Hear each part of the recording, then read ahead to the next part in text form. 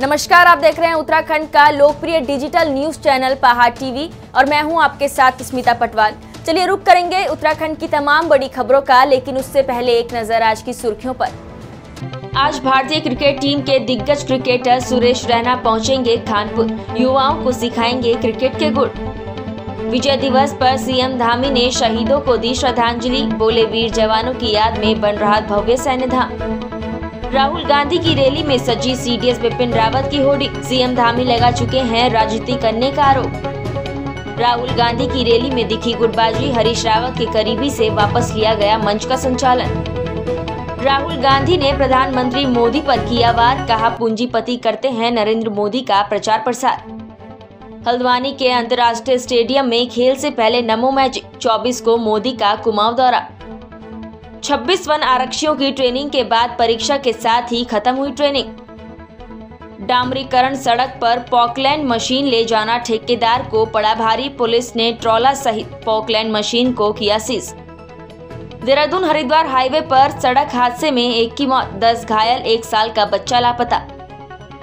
आज वरिष्ठ पत्रकार उमेश कुमार के आमंत्रण पर भारतीय क्रिकेटर टीम के दिग्गज खिलाड़ी सुरेश रैना खानपुर आ रहे हैं, जहां सुरेश रैना युवाओं को क्रिकेट के गुण सिखाएंगे।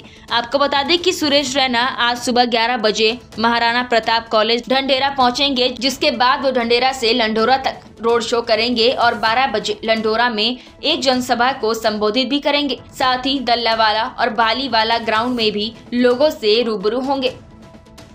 मुख्यमंत्री पुष्कर सिंह धामी ने गुरुवार को विजय दिवस के अवसर पर गांधी पार्क देहरादून में शहीद स्मारक पर पुष्प चक्र अर्पित कर शहीद जवानों को श्रद्धांजलि दी। इस दौरान मुख्यमंत्री ने कहा कि भारत के सैन्य इतिहास में 16 दिसंबर वीरता और पराक्रम का ऐतिहासिक दिन है। विजय दिवस के अवसर पर मुख्यमंत्री ने देश की एकता और अखंडता के लिए अपना सर्वस्व न्योछावर करने वाले जवानों को नमन किया। उन्होंने कहा, हमारे इन जवानों की वजह से सभी चैन की नींद सोते हैं। देवभूमि उत्तराखंड की सदैव देशभक्ति और राष्ट्र के प्रति समर्पण की भावना रही है। प्रधानमंत्री नरेंद्र मोदी ने हमेशा देश के सैनिकों का मनोबल बढ़ाने का कार्य किया है। उत्तराखंड के पूर्व सीडीएस दिवंगत बिपिन रावत के नाम पर राजनीति होती दिखाई दे रही है। कुछ दिन पहले सीएम पुष्कर सिंह धामी ने उत्तराखंड कांग्रेस पर आरोप लगाए थे कि कांग्रेस दिवंगत सीडीएस के नाम पर राजनीति कर रही है। इस बीच कल देहरादून में आयोजित कांग्रेस की रैली में पूर्व सीडीएस जनरल बिपिन रावत की बड़ी होर्डिंग दिखाई दी है। पूर्व प्रधानमंत्री इंदिरा गांधी के समानांतर बिपिन रावत की होर्डिंग लगी थी। दरअसल बीजेपी और कांग्रेस में दिवंगत सीडीएस बिपिन रावत के नाम को कैश कराने की होड़ मची है। बीजेपी सरकार ने देहरादून में बन रहे सैन्य धाम के मुख्य प्रवेश द्वार का नाम सीडीएस बिपिन रावत के नाम पर रखा है। अब कांग्रेस की देहरादून रैली में पूर्व प्रधानमंत्री इंदिरा गांधी के समानांतर सीडीएस बिपिन रावत का होर्डिंग लगा है। परेड ग्राउंड में कांग्रेस की ऐतिहासिक रैली देखकर पूरे प्रदेश के कार्यकर्ता जोश और उत्साह से लबरेज दिखाई दिए। मंच पर पहुंचते ही राहुल गांधी ने पूर्व सैनिकों का सम्मान किया और जनरल बिपिन रावत को याद करते हुए कहा कि उत्तराखंड और उनके परिवार ने देश के लिए कुर्बानी दी है। उन्होंने प्रधानमंत्री नरेंद्र मोदी द्वारा अकेले गंगा स्नान किए जाने पर भी प्रहार करते हुए कहा कि देश के कुछ पूंजीपति केवल पीएम मोदी की ब्रांडिंग करते हैं। राहुल गांधी ने केंद्र सरकार पर हमला बोलते हुए कहा कि जनता की जेब से जो पैसा निकलता है वह सीधे पूंजीपतियों की जेब में जाता है। रैली के संबोधन समाप्त होते ही राहुल गांधी पूर्व मुख्यमंत्री हरीश रावत की पीठ थपथपाते हुए दिखाई दिए। कांग्रेस के पूर्व राष्ट्रीय अध्यक्ष राहुल गांधी की जनसभा में उनके पहुंचने से पहले ही पार्टी के शीर्ष नेताओं को गुटबाजी की चिंता सताती रही। स्थिति ये रही कि पार्टी के सह प्रभारी को खुद मंच से किसी भी पार्टी नेता की व्यक्तिगत नारेबाजी नहीं करने की बात कहनी पड़ी। यही नहीं, हरीश रावत के करीबी राजीव जैन से मंच की कमान सह प्रभारी राजेश धर्माणी ने खुद अपने हाथ में ले ली। देहरादून के परेड ग्राउंड में राहुल गांधी की जनसभा के लिए कांग्रेस काफी लंबे समय से तैयारियों में जुटी हुई थी। कोशिश की जा रही थी कि पार्टी राहुल गांधी के इस मंच से एकजुटता का संदेश राज्य में दे सकेगी, लेकिन राहुल गांधी के परेड ग्राउंड पहुंचने से पहले ही मंच पर ऐसा कुछ हुआ जिसने सभी का ध्यान अपनी तरफ खींचा। दरअसल मंच पर हरीश रावत के करीबी राजीव जैन जनसभा का संचालन करते हुए दिखाई दे रहे थे। इस दौरान उन्होंने मंच से हरीश रावत की बड़े ही जोश के साथ नारेबाजी की। हालांकि इसके बाद उन्होंने बाकी नेताओं के नाम भी लिए, लेकिन इसके बाद फौरन पार्टी के सह प्रभारी ने मंच संभाला और किसी को भी किसी नेता के व्यक्तिगत नारेबाजी करने से बचने की बात कही। जिला सहकारी बैंक चमोली में सॉफ्टवेयर बदलने के खिलाफ कर्मचारियों ने प्रधान कार्यालय गोपेश्वर के अलावा चमोली सहित अन्य शाखाओं में बैंक प्रबंधक और शासन के खिलाफ प्रदर्शन किया। उन्होंने कहा कि यदि सॉफ्टवेयर बदलने का निर्णय वापस नहीं लिया गया तो वह बेमियादी हड़ताल शुरू कर देंगे। Cooperative bank employees union Chamoli की ओर से सहकारी बैंक चमोली में सॉफ्टवेयर बदलने के खिलाफ आंदोलन किया जा रहा है। यूनियन का कहना है कि बैंक में अब तक जो सॉफ्टवेयर इस्तेमाल किया जा रहा है उसकी सेवाएं बेहतर है। देश के अधिकांश व्यावसायिक बैंक इसी सॉफ्टवेयर को अपना रहे हैं, लेकिन यहाँ पर ऐसे कंपनी के सॉफ्टवेयर को ले लिया गया है जिनको बैंकिंग क्षेत्र का कोई अनुभव नहीं है। इससे बैंकिंग व्यवस्था पर दुष्प्रभाव पड़ेगा। इसको लेकर बैंक कर्मचारियों ने दिसंबर से आंदोलन शुरू किया हुआ है। इसी क्रम में बुधवार को प्रधान कार्यालय गोपेश्वर में कर्मचारियों ने बैंक प्रबंधक और शासन के खिलाफ नारेबाजी भी की। उन्होंने कहा कि यदि बैंक और कर्मचारी हित में यह निर्णय वापस नहीं लिया गया तो वह बेमियादी हड़ताल शुरू कर देंगे। कुमाऊं में आम आदमी पार्टी की राजनीतिक जमीन मजबूत बनाने के लिए आप पार्टी का वीवीआईपी चुनावी दौरे शुरू हो गए हैं। बागेश्वर के जिला मुख्यालय में आयोजित आम आदमी पार्टी की पत्रकार वार्ता में आम आदमी पार्टी के प्रदेश उपाध्यक्ष बसंत कुमार ने बताया कि दिल्ली के उप मुख्यमंत्री मनीष सिसोदिया 18 दिसंबर को विधानसभा बागेश्वर के गरुड़ ब्लॉक में आयोजित होने वाली एक विशाल जनसभा को संबोधित करने वाले हैं। 19 दिसंबर को विधानसभा कपकोट के कांडा तहसील में एक बड़ी सभा को संबोधित करने वाले हैं। दिल्ली के उप मुख्यमंत्री के बागेश्वर जिले में प्रथम बार आगमन को लेकर आम आदमी पार्टी ने सभी तैयारियां पूरी कर ली है। हम बहुत उत्साहित हैं कि हमारे दिल्ली के डिप्टी सीएम और पार्टी के मुख्य नेताओं में से सिसोदिया साहब बागेश्वर आ रहे हैं और बागेश्वर अपने आप में एक ऐतिहासिक जगह है और इसको हम कुमाऊं की काशी भी कहते हैं और कौसानी उत्तराखंड भारत का स्विट्जरलैंड कहा जाता है। तो इस तरीके से अगर हम देखें तो बागेश्वर में तो सब आना चाहते हैं। बागेश्वर में आपने देखा होगा भारतीय जनता पार्टी हो चाहे कांग्रेस हो चाहे देश के बड़े बड़े नेता हो, सभी बागेश्वर में सभी का पदार्पण होता है। लेकिन हमें थोड़ा सा मन में आज तक ये भावना थी कि यार हमारे भी पार्टी के जो शीर्ष नेतृत्व है वो बागेश्वर में उनका आगमन होता तो ये हमारी अपेक्षा पूर्ण होने वाली है और हमारी इच्छा पूरी हो रही है। ये कांटा में और गरुड़ में।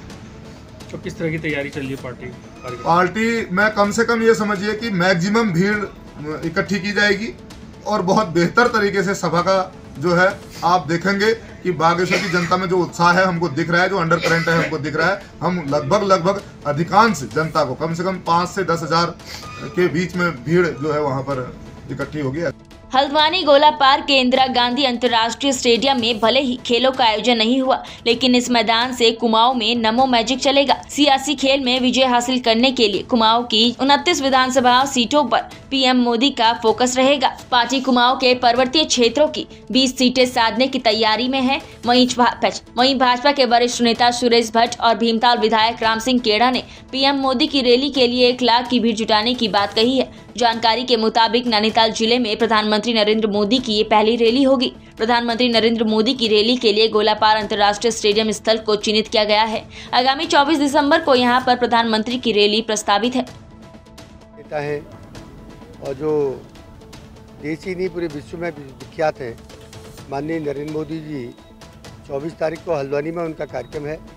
तो हम सब लोग 24 तारीख की तैयारी में लगे हैं और आज इसी संदर्भ में हमारी यहाँ पर बैठक थी। तो इसलिए इसी तैयारी में हम लोग लगे हैं कि 24 तारीख की माननीय मोदी जी की रैली को हम सफल बनाएं। और भीमताल विधानसभा क्षेत्र में हम लोग लगातार, मैं जब से विधायक बना हूँ तब से लगातार घर घर जा रहा हूँ और गांव-गांव जा रहा हूँ और निश्चित रूप से भीमताल विधानसभा क्षेत्र में इस बार हमारा विधायक में भारतीय जनता पार्टी जीतेगी और हम चुनाव जीतेंगे निश्चित रूप से। जनता का जो मूड है, सब लोग, आप लोग भी, हमारी भीमताल विधानसभा क्षेत्र के कई लोग यहाँ पर हैं, सब जानते हैं। और जनता को चाहिए कि अपने सुख और दुख में अपने बीच रहने वाला विधायक चाहिए और जीतने के बाद भी अपने बीच रहने वाला विधायक चाहिए। तो 5 साल से हम लोग जनता के बीच हैं। निश्चित रूप से जनता चाहती है कि अपने बीच रहने वाला विधायक बने। बहुत ही ये सौभाग्य का अवसर है कि हमारे सबसे लोकप्रिय नेता, दुनिया के सबसे जिनकी लोकप्रियता दुनिया में है, ऐसे हमारे देश के यशस्वी प्रधानमंत्री आदरणीय नरेंद्र मोदी जी हल्द्वानी में 24 तारीख को आ रहे हैं। उसको लेकर पार्टी ने संगठन स्तर पर अपनी तैयारियां जोर शोर से प्रारंभ कर दी हैं। आज हमने अभी नैनीताल जिले के अपने प्रमुख कार्यकर्ताओं की बैठक बुलाई थी और उस बैठक में 2 दिन के अंदर सभी विधानसभाओं की बड़ी बड़ी बैठकें संपन्न होंगी और मोदी जी की ये रैली ऐतिहासिक रैली होगी। मोदी जी को सुनने के लिए हजारों की संख्या में 1 लाख से ज़्यादा का हमने टारगेट रखा है। इतने लोग मोदी जी को सुनने के लिए आएंगे और जिस प्रकार से मोदी जी का पूरे उत्तराखंड से लगाव है, इस देवभूमि से लगाव है, तो उस दिन मोदी जी हजारों करोड़ की अनेक योजनाओं का लोकार्पण और शिलान्यास भी करेंगे। वो तोहफा भी उत्तराखंड को देकर के जाएंगे और मोदी जी से उत्तराखंड की जनता जो प्रेम करती है उस प्रेम का इजहार 24 तारीख को देखने को मिलेगा। विकासनगर विकासखंड अंतर्गत रुद्रपुर गांव में कल पशु प्रदर्शनी का आयोजन किया गया। जिला कंपोनेंट प्लान के तहत आयोजित इस प्रदर्शनी में ब्लॉक प्रमुख जसविंदर सिंह बिट्टू ने बतौर मुख्य अतिथि शिरकत की। साथ ही इस दौरान पशु चिकित्सक और विभागीय अधिकारी भी मौजूद रहे, जहां बेहतर नस्ल की गाय और भैंस के साथ ही बैल को प्रदर्शित किया गया। वहीं कृषकों और ग्रामीणों को इस दौरान पशुओं के रखरखाव, उनमें होने वाली बीमारियां और उनकी नस्लों के बारे में जानकारी दी गई। वहीं प्रदर्शनी में शामिल कृषकों को उनके पशुओं द्वारा प्रतिभाग करने पर पुरस्कारित भी किया गया। जिला योजना अंतर्गत SCP योजना में है ग्रामीण प्रसार कार्यक्रम एक है, जिसके अंतर्गत हम जो ग्रामीण क्षेत्र के लोग हैं उनको स्वरोजगार के लिए पशुपालन व्यवसाय के प्रति जागरूक करने के लिए पशुपालक गोष्ठी और प्रदर्शनी का आयोजन किया जाता है, जिसमें पशुपालकों को जो विभागीय योजनाएं हैं उत्तराखंड सरकार की और भारत सरकार की, उसके बारे में भी विस्तृत जानकारी दी जाती है। जो स्वरोजगार के लिए मुख्यमंत्री स्वरोजगार योजना चल रही है उसके बारे में जानकारी दी जाती है और पशुपालकों को प्रोत्साहित किया जाता है ताकि वो यहाँ देखें कि कैसे लोग अच्छा पशु पालते हैं और आगे चल के वो अपने यहाँ भी अच्छे से अच्छा पशुपालन करें और उससे लाभ कमाएं। रामनगर में लगातार शराब की अधिक कीमत वसूलने की सूचना पर डिप्यूटी एक्साइज कमिश्नर विवेक सोनकिया ने छापेमारी की कार्रवाई की। साथ ही सेल्समैनों को शराब ओवर रेट बेचते पकड़ा। 2 दुकानों पर 1 लाख से ज्यादा का जुर्माना भी ठोक दिया। बता दें कि आबकारी विभाग को रामनगर के भवानीगंज स्थित देशी और विदेशी दुकानों में शराब को ओवर रेट बेचने की लगातार सूचना मिल रही थी, जिस पर आबकारी विभाग के डिप्यूटी एक्साइज कमिश्नर खुद रामनगर पहुंचे और ग्राहक बनकर एक दुकान पर शराब खरीदने पहुंचे तो उनसे भी अधिक रुपए लिए गए। हालांकि जब दुकानदार को पता चला तो वह माफी मांगने लगा। बता दें कि रामनगर में शराब की दुकानों पर अधिक कीमत वसूली जाने की डिप्यूटी एक्साइज कमिश्नर को लगातार फोन पर और लिखित शिकायतें भी मिल रही थी, जिस पर कल एक्साइज कमिश्नर रामनगर पहुंचे और उन्होंने 2 दुकानों पर कार्रवाई करते हुए लगभग 1 लाख का चालान ठोका। ओवररेट की शिकायत पर 2 दुकानों पे की कार्रवाई की गई रामनगर में, भवानीगंज विदेशी और भवानीगंज देसी, जिसमें भवानीगंज विदेशी पर ओवररेट मिला है और भवानीगंज देसी मदिरा पे कोई ओवररेट नहीं मिला, लेकिन अन्य अनियमितताएं पाई गई। और रही बात चालान की तो ऑफिशियल रिकॉर्ड दिखाना पड़ेगा। यदि भवानीगंज मदिरा विदेशी मदिरा दुकान का ये पहला ओवररेट है तो न्यूनतम 50,000 रुपये और दूसरा होगा तो 75,000 रुपये और शेष अन्य अनियमितताओं के लिए और पैसा। बाकी देसी मदिरा दुकान में अनुज्ञापी के जवाब के ऊपर निर्धारित है, लेकिन जो अनियमितताएं पाई गई उनमें लगभग 35,000 से 40,000 रुपये पेनल्टी देय होगी। पौड़ी में विजय दिवस के अवसर पर एजेंसी चौक स्थित शहीद स्मारक पर शहीद सम्मान समारोह आयोजित कर 1971 के युद्ध में शहीद सैनिकों के साथ प्रदेश और जिले के सभी शहीद सैनिकों को पुष्प चक्र अर्पित कर सम्मान देकर सलामी दी गई। प्रदेश के कैबिनेट मंत्री धन सिंह रावत, गढ़वाल मंडल कमिश्नर सुशील कुमार, जिलाधिकारी विजय कुमार जोगरंडे के साथ ही कई पूर्व सैनिकों ने पुष्प अर्पित कर शहीद सैनिकों को सम्मान दिया। आपको बता दें कि 1971 के युद्ध में पौड़ी जनपद के 33 सैनिक शहीद हुए थे। आप अवगति हैं कि 1971 में भारतीय सेना ने पाक सेना के ऊपर एक ऐतिहासिक विजय दर्ज की थी और आज का दिन विजय दिवस के तौर पे जो हम मनाते हैं, उन सभी शहीदों को श्रद्धांजलि अर्पित करते हैं जिन्होंने देश के लिए कुर्बानी दी थी।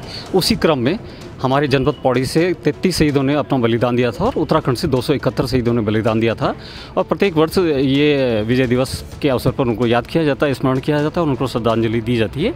और ये आज 50वां हमारा 1971 के बाद एक बड़ा अच्छा ओकेशन हमारे पास में आया। आज पूरे देश में विजय दिवस के रूप में हम लोग मना रहे हैं और आज ही के दिन में भारत की सेना ने पाकिस्तान की सेना पे एक बड़ी विजय हासिल की थी। लगभग 93,000 सैनिकों का आत्मसमर्पण किया गया था और आज के दिन पे पूरे देश में जो है विजय दिवस के कार्यक्रम चल रहे हैं। और हम लोग भी आज पौड़ी में आए थे। हम लोगों ने भी जितने लोग शहीद हुए पौड़ी ज़िले के उन सबको आज श्रद्धांजलि दी है। और मैं फिर अपनी सरकार की ओर से कहना चाहता हूँ कि हमारी सरकार 5वां धाम जो बना रही है उसमें सारे शहीदों के जो है वहाँ पे एक पट लगाए जाएंगे। और कल देश के रक्षा मंत्री जी ने कह दिया है कि हम सैनिकों के लिए और अच्छा क्या क्या हो सकता है वो। एक और मोदी सरकार तमाम सरकारी बैंकों का निजीकरण करने की योजना बना रही है, वहीं दूसरी ओर सरकारी बैंकों के कर्मचारी सरकार के इस फैसले के खिलाफ खड़े हो गए हैं। कर्मचारियों ने निजीकरण के खिलाफ पूरे देश में 16 और 17 दिसंबर को देशव्यापी हड़ताल करने का फैसला किया है। United forum of bank unions के बैनर तले काशीपुर के सभी बैंक कर्मचारी हड़ताल पर चले गए हैं। बैंक कर्मचारियों का कहना है कि सरकार संसद के इसी सत्र में एक ऐसा कानून ला रही है जिससे भविष्य में किसी भी सरकारी बैंकों के निजीकरण का रास्ता साफ हो जाएगा। निजीकरण होने से सबसे अधिक दिक्कत कर्मचारी और आम जनता को होगी।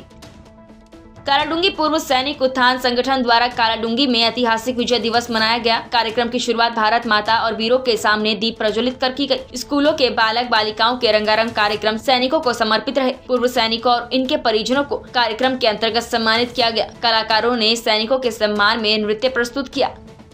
आज कालाडूंगी में सैनिक उत्थान संगठन द्वारा ये जो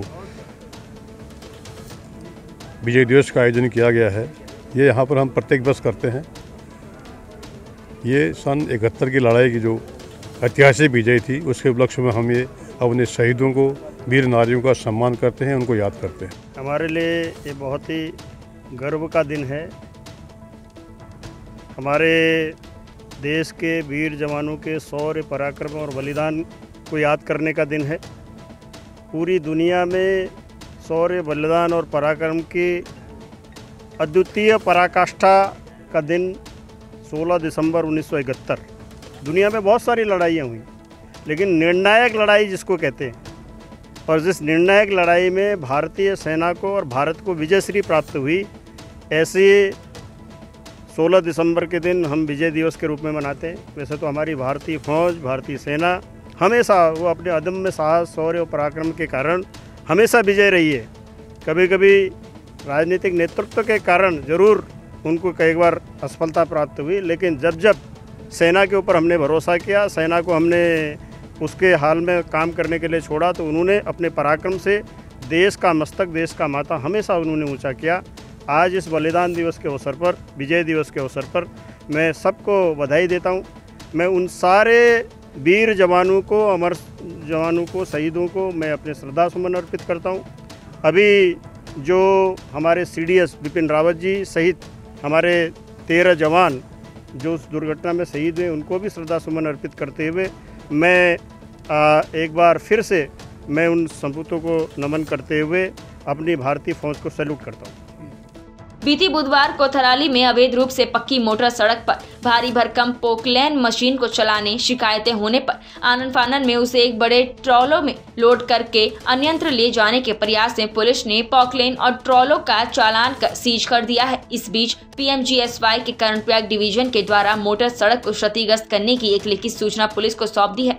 दरअसल पिछले दिनों PMGSY के कर्णप्रयाग डिवीजन के अभियंताओं ने क्षेत्रीय जनता की शिकायत पर जब देवास सुयालकोट खेता पक्की मोटर सड़क का निरीक्षण किया तो उन्होंने पाया कि निर्माणाधीन सुयालकोट मोपाटा मोटर सड़क पर बड़ी मशीन का काम समाप्त होने पर ठेकेदार के द्वारा पोकलैन मशीन को वापस ले जाने के क्रम में इस मशीन को बड़े ट्रॉलो से शिफ्ट करने के बजाय सुयालकोट के 12 से 8 किलोमीटर तक पेंटेंट सड़क से चलाकर वापस लाया जा रहा था, जिसके कारण जगह जगह पर सड़क पर की गई पेंटिंग पूरी तरह से क्षतिग्रस्त हो गई है। बाद में इस संबंध में क्षेत्रीय जनता की शिकायत पर ठेकेदार के लोगों के द्वारा आनन फानन ने मशीन को एक बड़े ट्रॉलो में लोड कर दिया था, जिस पर PMGSY के अभियंताओं ने इस मशीन को मैट ट्रॉलो सहित देवाल में खड़ा करवा दिया था। इसके बाद बुधवार की देर शाम PMGSY कर्णप्रयाग के कनिष्ठ अभियंता नवीन जोशी ने विभाग की ओर से पुलिस को एक शिकायती पत्र सौंपा, जिसमें पोकलैन मशीन के द्वारा सरकारी सड़कों को भारी नुकसान पहुंचाने का आरोप लगाया गया है। इस संबंध में थराली थाना अध्यक्ष ब्रिजमोहन सिंह राणा ने बताया कि पोकलैन मशीन और जिस ट्रॉलो में इसे रखा गया है, दोनों को ही सीज कर दिया गया है। मामले की जाँच की जा रही है।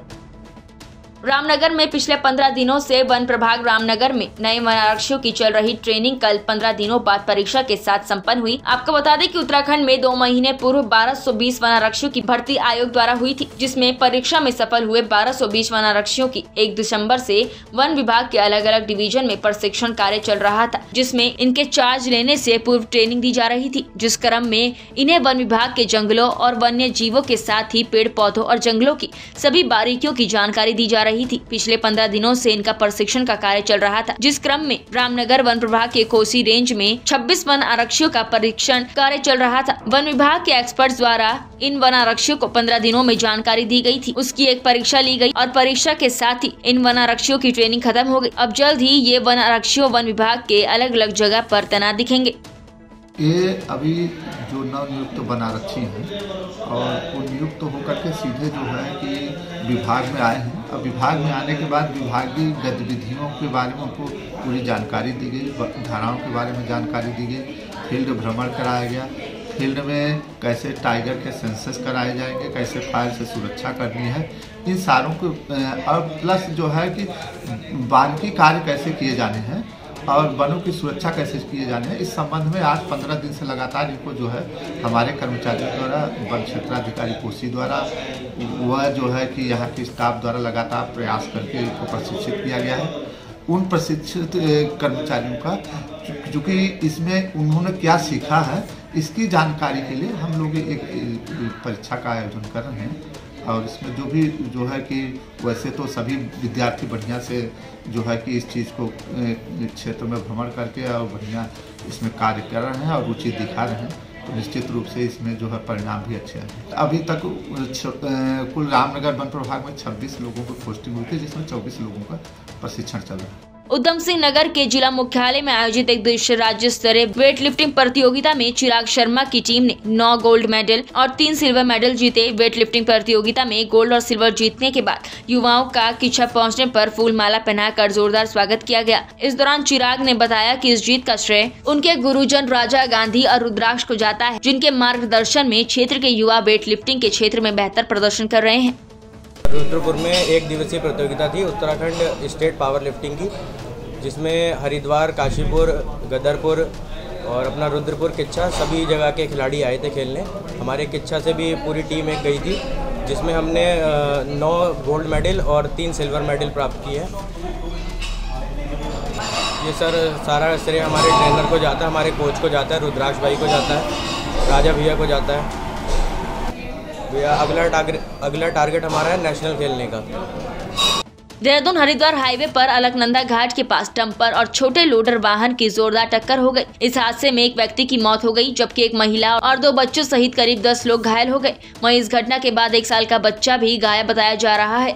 आशंका जताई जा रही है कि 1 साल का बच्चा डंपर से गिरी मिट्टी के ढेर के नीचे दब गया हो। घायलों में सलाउद्दीन निवासी जमुना मिलक जनपद अमरोहा उत्तर प्रदेश ने बताया कि उनके घर के लोग कलिया शरीफ जियारत करके घर लौट रहे थे। पीछे से डंपर चालक ने टक्कर मारी, जिससे उनका छोटा लोडर वाहन पलट गया, जिसमें कई लोग सवार थे। हमारी पूरी टीम यहाँ पे रोड से क्रॉस कर रही थी, मतलब इस किनारे थी, तब तक उस टेम्पो वाले ने हमसे रास्ता पूछा। हम लोगों से वो पूछ ही रहा था कि ये बिल्कुल किनारे, उसकी गाड़ी खड़ी थी। उस पीछे वही दूसरा वाहन बहुत बड़ा वाला वाहन बहुत तेजी से टक्कर पीछे मारते हुए आगे पलट गया, जो मिट्टी से लदा हुआ था। उसके बाद फिर एक लोग तो तुरंत डेथ हो गई थी, जो हम लोगों ने देखा। एक हम लगभग 90% देख रहे हैं कि एक बच्चा अंदर दबा हुआ है, बाकी अभी नहीं। अब बाकी एक को अभी स्कूटी वालों ने ले गए हैं और आगे देखते हैं। 16 दिसंबर 1971 को ढाका में भारतीय सेना के अदम्य साहस, पराक्रम और शौर्य के आगे पाकिस्तान की सेना ने घुटने टेक दिए थे, जिसमें 255 रण बांकुरे उत्तराखंड राज्य से थे। युद्ध में अपना सर्वोच्च बलिदान अर्पण करने वाले मां भारती के वीर सपूत जनपद उत्तरकाशी से शहीद गॉड्समैन सुंदर सिंह के चित्र पर विजय दिवस के अवसर पर जिलाधिकारी मयूर दीक्षित और गौरव सेनानियों ने मालार्पण कर श्रद्धा सुमन अर्पित किए। इस अवसर पर जिलाधिकारी ने कहा कि सैनिक हमारी शान है, उत्तराखंड सैनिकों की वीर भूमि है, इनकी शहादत हमेशा स्मरणीय रहेगी। उत्तराखंड की तमाम बड़ी खबरों में फिलहाल इतना ही। बाकी खबरों के लिए देखते रहिए पहाड़ टीवी। है बेखौफ उम्मीद का रंग।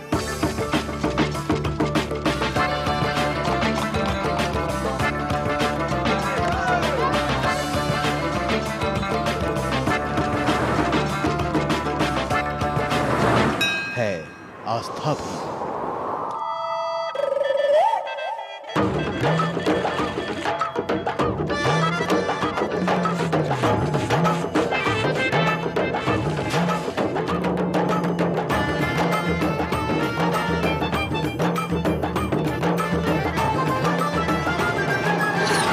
ये है मेरा उत्तराखंड।